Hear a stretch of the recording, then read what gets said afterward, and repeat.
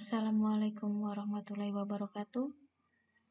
Kali ini kita akan belajar tentang turunan fungsi trigonometri.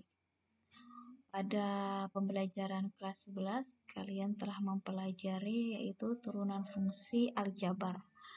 Konsep pada turunan fungsi trigonometri itu tidak jauh berbeda pada fungsi aljabar. Untuk bisa mempelajari turunan fungsi trigonometri, kita harus paham dengan rumus turunan pertama fungsi trigonometri. Jadi ini ada 6 rumus dasar turunan fungsi trigonometri. Diperoleh dari mana? Yaitu diperoleh dari definisi turunan suatu fungsi, yaitu dengan menggunakan limit H mendekati 0.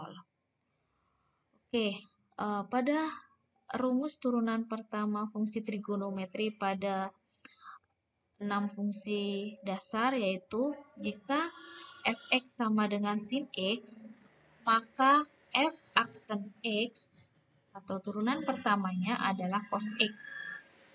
Jika fx sama dengan cos x, maka turunan pertamanya adalah min sin x.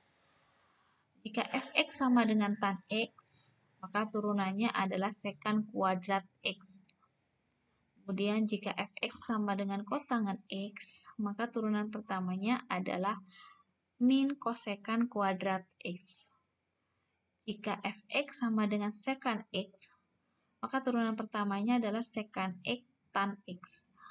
Dan jika fx sama dengan kosekant x, maka turunan pertamanya adalah min kosekant x kotangan x.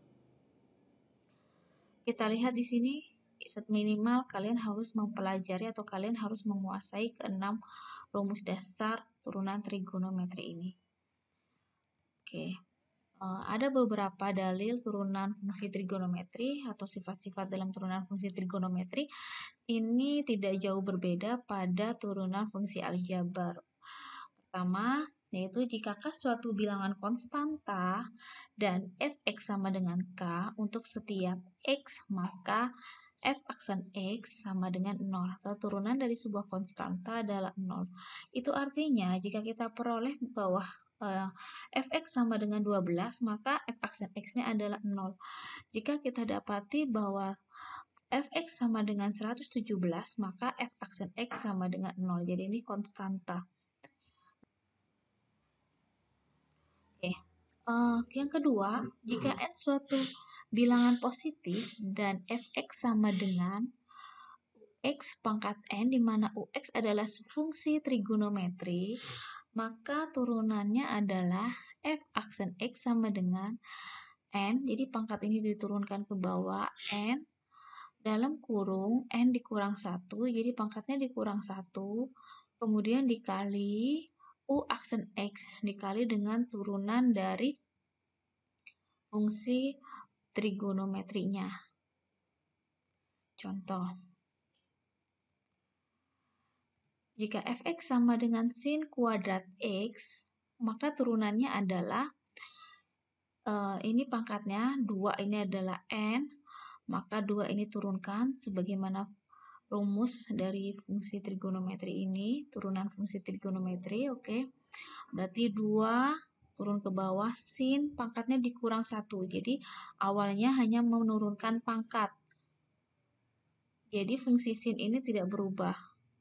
Yang berkurang hanya pangkatnya. 2 dikurang 1 x dikali aksen x turunannya. Maka turunan dari sin x adalah cos x. Maka diperoleh 2 sin x, 2 kurang 1 itu 1. Jadi sin x dikali cos x.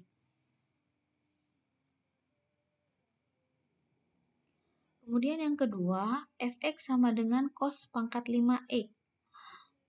Baiklah, turunannya adalah 5 ini adalah n. N ini kita turunkan ke bawah, jadi 5 cos 5 dikurang 1 jadinya 4. Jadi ini hanya menurunkan pangkatnya saja, 5. Letakkan di depan, pangkatnya kurang 1, fungsi tetap. Kemudian dikali dengan, yaitu fungsi trigonometrinya, yaitu cos X-nya saja, jadi tanpa pangkat. Turunan dari cos E kita tahu adalah min sin X. Maka diperoleh min ini kita bisa kalikan ke 5, maka min 5 cos pangkat 4 X sin X.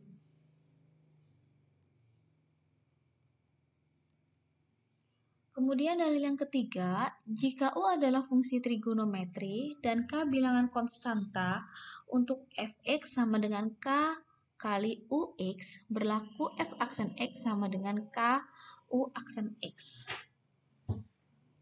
Jadi bukan konstanta diturunkan, fungsi diturunkan. Ini rumus perkalian konstanta dengan fungsi trigonometri. Oke, kita contohkan. Fx sama dengan 2 tan X. Maka 2 ini dikali tan X, turunannya adalah 2, tan itu turunannya adalah sekan kuadrat X. Jadi K-nya tetap, X-nya diturunkan. Jadi tan X diturunkan menjadi sekan kuadrat X. Contoh yang kedua, Fx sama dengan min 8 cos X. Oke, min 8 ini adalah K, ini tetap. Kita tuliskan min 8, cos X turunannya adalah min sin X. Maka diperoleh min kali min 8, jadinya 8 sin X.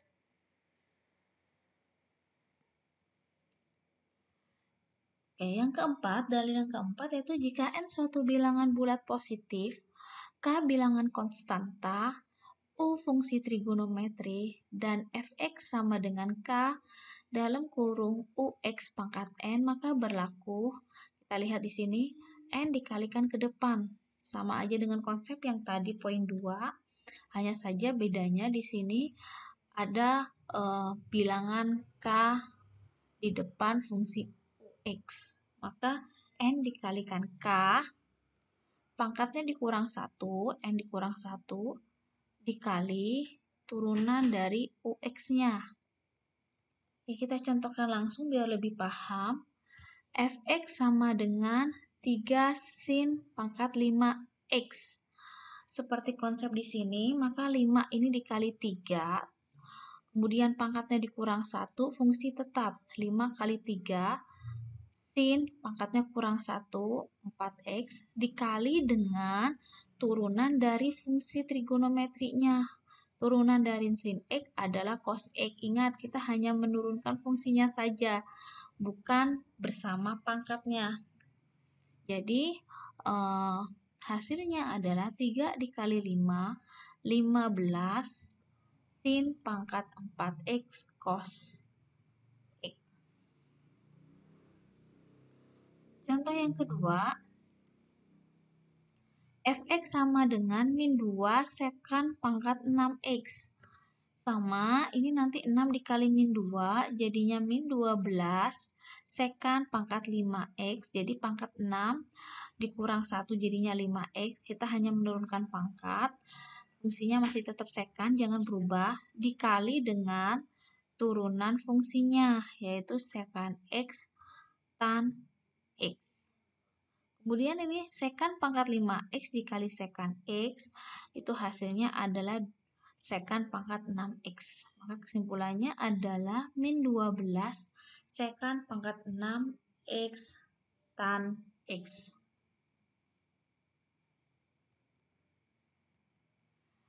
Berikutnya contoh, Fx sama dengan 3 akar cos X.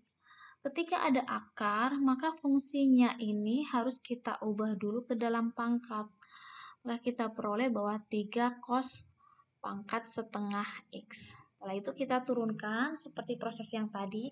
Setengah dikali 3, maka 3 per 2 cos, setengah dikurang 1 hasilnya pangkat min setengah X dikali turunan fungsinya, yaitu turunan dari cos X. Maka turunan dari cos X adalah min sin X. Maka diperoleh min kali 3 per 2, min 3 per 2, cos pangkat min setengah X sin X. Oke, ini pangkat negatif kita ubah ke dalam bentuk pangkat positif, jadi posisi cos ini akan berubah menjadi di bawah. Di bawah ini atau menjadi penyebut, yaitu menjadi cos pangkat setengah X. Nah, cos pangkat setengah X itu sama saja dengan akar cos X. Seperti ini hasilnya. Jadi, min 3 sin X per 2 akar cos X. Itu tadi 4 aturan turunan fungsi trigonometri. Untuk aturan turunan fungsi trigonometri berkaitan penjumlahan fungsi dan pengurangan fungsi, kemudian perkalian dan pembagian akan dilanjutkan pada turunan fungsi trigonometri bagian kedua.